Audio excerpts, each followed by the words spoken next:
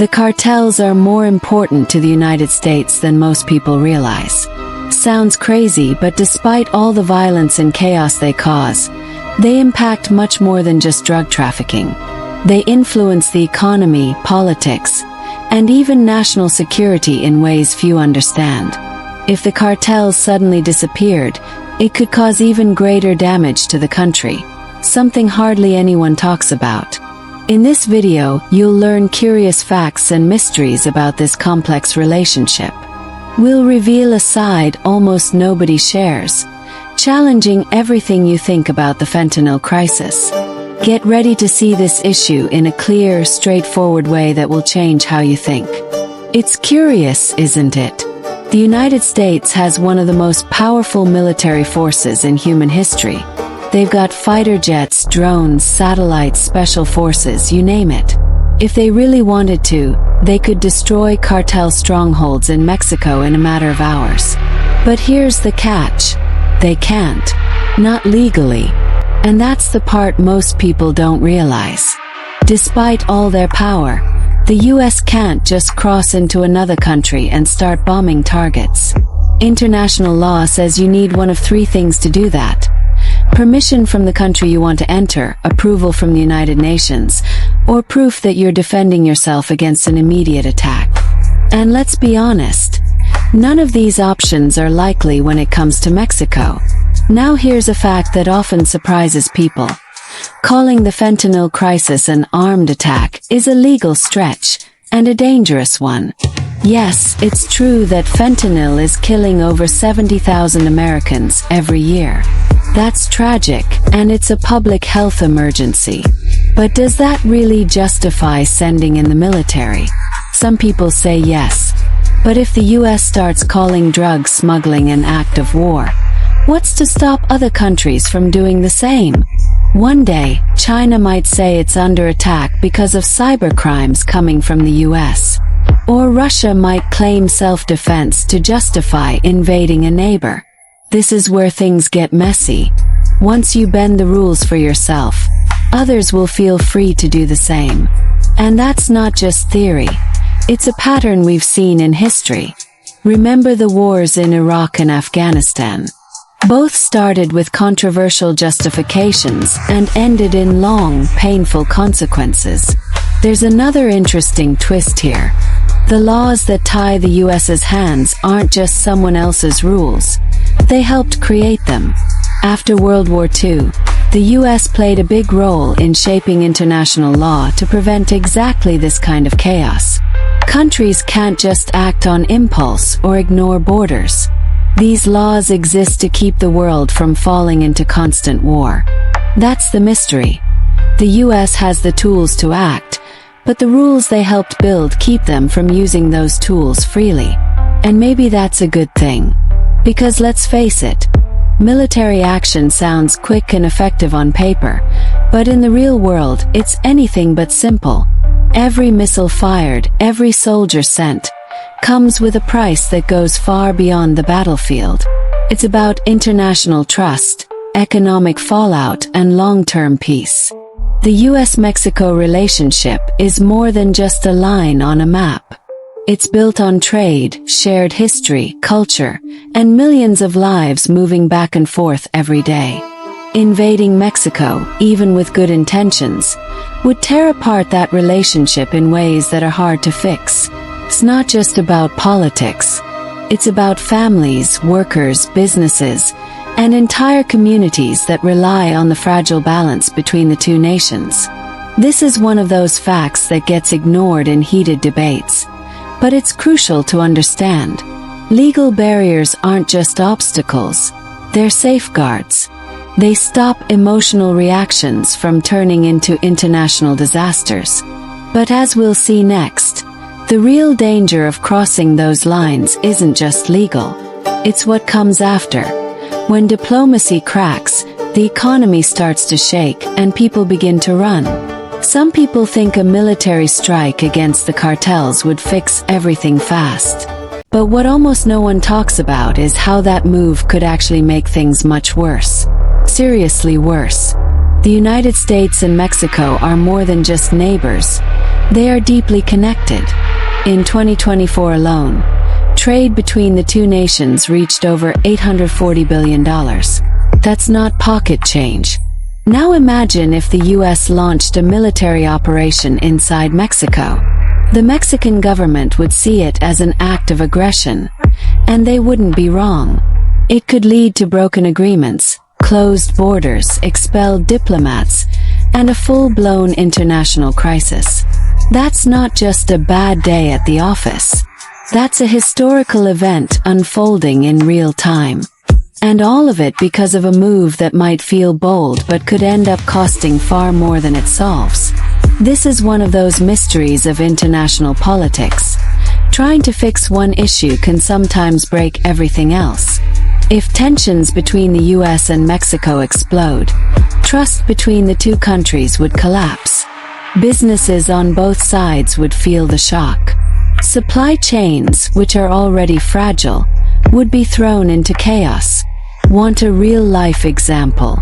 Many of the things Americans use every day, like food, medicine, car parts, and electronics, rely on cross-border factories. If those shut down, shelves go empty. And when supply drops and demand stays the same, prices rise. Inflation kicks in, and everyone feels it, especially working-class families. It's a curious situation. A mission to fight crime could end up hitting your wallet instead. On top of that, tourism, which brings in billions of dollars, would take a major hit. No one wants to vacation in a place that looks like it might turn into a war zone. But maybe the biggest and most visible effect would be something else. Mass migration. Whenever a country falls into conflict or becomes unstable, people run. They look for safety, food, and a better life. And where would they go? Straight to the United States. The border, already a hot spot full of tension and political debate, would spiral into chaos. We'd see massive lines, waves of asylum seekers, humanitarian crises, and countless unaccompanied children. We've seen this before, and it never ends well. It's a fact that gets buried in the noise. War leads to people fleeing. And those people need shelter, food, care, all of which costs time and money. Here's a curious twist. A military move meant to stop a crisis could spark a whole new one. So when you zoom out and really look at the big picture, it becomes clear. Bombing cartels isn't just a military decision. It's a diplomatic gamble. It's an economic risk. And it's a humanitarian powder keg. Solving this problem isn't as simple as pulling a trigger. It's more like defusing a bomb, wire by wire, with steady hands. And as we dig deeper, we start to see that the real threat might not be the cartels alone. But what happens when emotions override strategy? Here's an interesting fact that most people don't consider. Cartels aren't just organized crime groups. They operate like underground armies. And like any army, they don't just sit back and take a hit. If the United States were to launch a direct attack on cartel operations in Mexico, retaliation wouldn't just be likely. It would be brutal. And it wouldn't be limited to the battlefield. We're talking about threats to tourists, diplomats, and even regular civilians, both in Mexico and in the US itself. Sounds like a movie plot, right? But this is no fiction. Cartels have heavy weapons, training, technology, and they know how to operate in cities, blending into the crowd. It's one of those modern mysteries. How can groups labeled as criminals end up acting with the precision and firepower of a military unit? Here's a curious detail that will make you think twice. Some cartels already use weaponized drones, car bombs, and hit squads trained for professional assassinations. They aren't stuck in one place. They know how to move across borders, hack into systems, and infiltrate institutions. If the US decided to go after them with military force, it could spark a wave of terror. Not just in Mexico, but inside American cities too. Embassies could be targeted. Cyber attacks could hit government websites. Bombs could explode in crowded places. It might sound like an exaggeration, but there have already been attempts like these. And the capabilities of cartels are growing fast. What's even more dangerous is that these groups aren't afraid of dying. They're built on loyalty, fear, and profit. They recruit constantly and have connections with other criminal networks across the world. Now, here's where things get really difficult. You can't defeat an enemy like this with tanks and airstrikes alone. They don't wear uniforms, they don't have official headquarters, and they can hide in plain sight. A cartel operation could be running just blocks away from a school, a hospital, or even a US military base. This changes the whole strategy. If the US launched an attack, they'd be entering a kind of invisible war. A fight where the enemy can strike at any time, anywhere, and often without warning. It's a silent threat, but a constant one. And here's the tough part. The more pressure the US applies militarily, the more violent and unpredictable the reaction could become.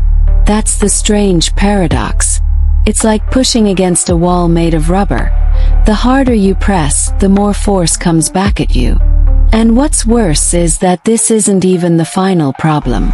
Because after the first wave of violence, there's still the deeper issue of fighting an enemy that doesn't just survive. It adapts. Here's a powerful historical fact that should make us think twice. When Colombia finally took down Pablo Escobar, the drug trade didn't disappear. In fact, it got worse. The power vacuum left behind led to more violence, more chaos, and the rise of even more unpredictable criminal groups. And here's the curious part. Cartels don't vanish when their leaders are killed. They spread, cut off the head, and new ones grow back. It's like trimming a weed instead of pulling it from the root. It just keeps coming. If the US believes it can solve the fentanyl crisis with military strikes and brute force, they're ignoring how these criminal networks really work. Yes, cartels have leaders, but they also operate with dozens of independent branches. Even if the top falls, the rest keep running. That's what makes this battle so complex. The enemy is flexible, fast, and always ready to evolve. Now let's talk about the reality of fentanyl production. Forget the Hollywood version of high-tech drug labs. In truth, fentanyl can be made in small, mobile labs, sometimes even inside a regular kitchen. These operations are cheap to set up and insanely profitable. One tiny batch can generate millions of dollars. So, even if the US were to destroy 100 labs in 1 week, 200 new ones could pop up the next. It's a game of cat and mouse. But in this game, the mouse knows every shortcut. Here's another curious fact. Fentanyl is easy to move, easy to hide, and hard to track. A single envelope can carry enough of the drug to kill hundreds of people. That creates a big strategic mystery. How do you fight something that's practically invisible, yet deadly? And even if, and this is a big if, the US somehow managed to shut down every lab in Mexico, the problem wouldn't go away. Why? Because other countries would simply take over the job. China, India, Canada, they all have the capacity to produce fentanyl or similar synthetic drugs. The supply chain would shift. The faces and languages might change, but the substance would still reach the streets. That's the frustrating truth. Direct military action could end up being not just ineffective, but completely counterproductive. This is what we call a classic backfire. The more pressure the US applies, the more agile and creative the cartels become. And here's where it gets really interesting. Maybe the real solution doesn't involve guns and bombs at all. Maybe it lies in targeting the profits, the money that fuels the entire system. Because as long as there's money to be made, someone will always be willing to take the risk.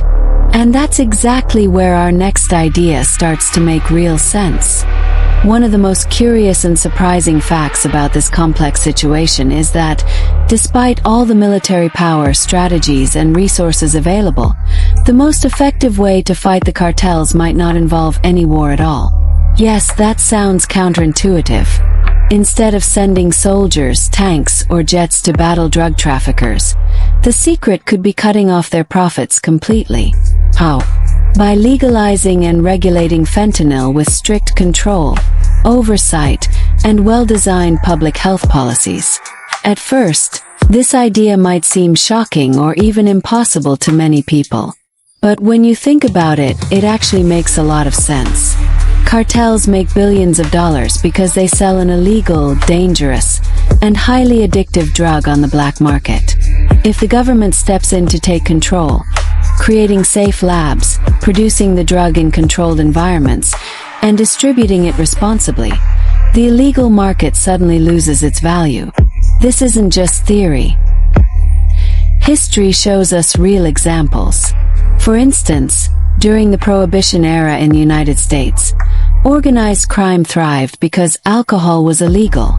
When alcohol was legalized and regulated, the power of criminal gangs crumbled. This curious and fascinating historical fact reminds us that money and profit often speak louder than guns and violence. Beyond simply cutting profits, legalization and regulation can save lives. Overdose deaths, which have reached tragic and alarming numbers, could be drastically reduced. Why? Because many overdoses happen due to poor quality drugs, dangerous mixtures, or unpredictable potencies in illegal fentanyl sold on the street. With medical oversight, support centers, education programs, and treatment options available, the risks drop significantly. This approach changes the entire perspective. Instead of criminalizing people who use drugs, society focuses on caring for them, understanding their struggles, and offering treatment. It's a shift from punishment to compassion, a life-centered approach. This might seem strange or controversial to some at first, but it has been proven to work. Take Portugal as a curious and successful example. Since decriminalizing all drugs in 2001, Portugal has seen its overdose deaths plummet, along with reductions in HIV infections and prison overcrowding. These interesting facts challenge common sense and show that thinking differently about drug policies can truly save lives and change societies. Finally, and perhaps most importantly, this Plan B is far more cost-effective, sustainable, and efficient than any military campaign. War and military operations cost billions of dollars, and they leave behind destruction, suffering, and instability. On the other hand, investing in prevention, education, and healthcare treatment costs far less and produces long-lasting results. This approach strengthens the healthcare system, protects young people, reduces the stigma around drug addiction, and breaks the vicious cycle of trafficking and violence. It's a strategy that should really be considered the primary plan rather than a backup. What's even more fascinating is that this idea is starting to gain ground in the United States itself. States like Oregon and Colorado are experimenting with more humane, evidence-based policies to reduce harm and help those struggling with addiction. This could be just the beginning of a larger shift in how society tackles this complex issue. When people understand that the enemy isn't only the cartels, but also neglect, prejudice, and lack of opportunity, everything changes. And that leads us naturally to the most provocative and surprising part of this story, which we'll explore next. Now that you know these curious facts and mysteries behind the relationship between the United States and the cartels, the question remains: is a military war really the solution? Or is there a smarter path that few dare to explore? What do you think? Is it possible to control this crisis without going into a direct conflict? Share your thoughts in the comments. Your opinion might spark important new debates. If you want to keep uncovering hidden truths and understand what really moves the world behind the headlines, don't forget to subscribe to the channel and hit the notification bell so you don't miss anything. Here we reveal mysteries no one tells you about and bring historical facts that change your perspective. See you in the next video.